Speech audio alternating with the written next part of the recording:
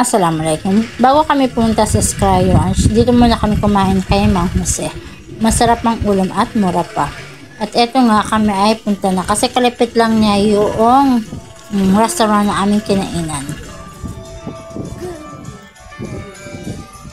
Bumili muna kami ng admission ticket na may 100 pesos ang isa, pero kung senior naman is 80 pesos.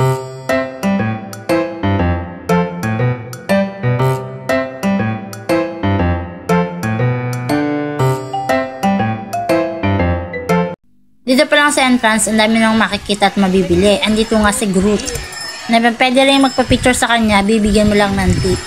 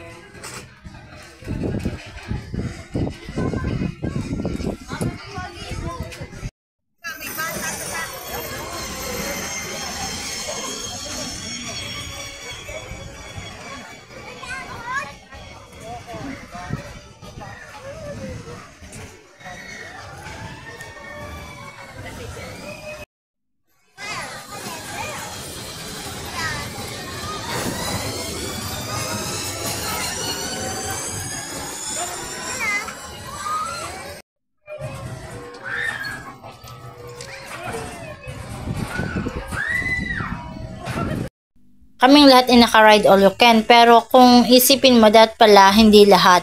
Katulad ko, hindi ko naman nasakyan lahat, kaya dapat ay yung mga hindi mahilig mag-rides, dapat hindi na mag-ride all you can. Kasi wala naman pila ngayon sa bilihan ng ticket nung kami pumunta, kasi hindi naman ngayon peak season. Kaya mas advice na wag na mag-ride all you can kung hindi lang din mahilig mag-rides. Nakapila kami dito pero hindi pala to kasama sa ride all you can, kailangan magbayad.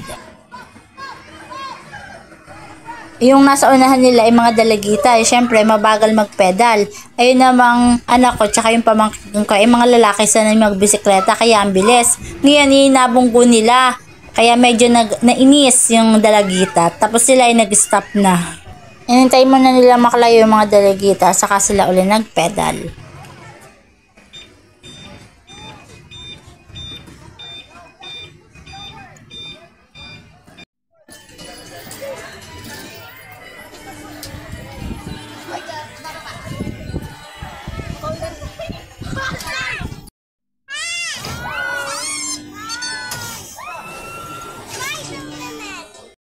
Medyo nakakatakot ito. Ito yung mabagal pero pabilis at pataas.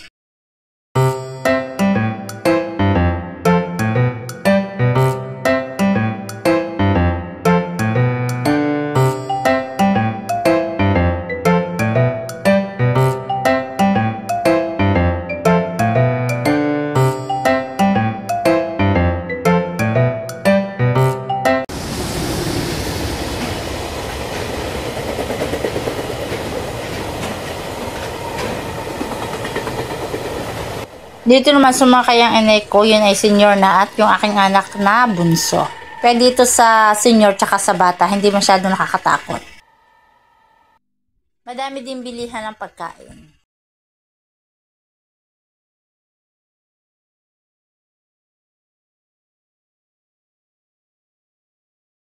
Pagkatapos sa Sky Ranch, ito naman ay picnic room.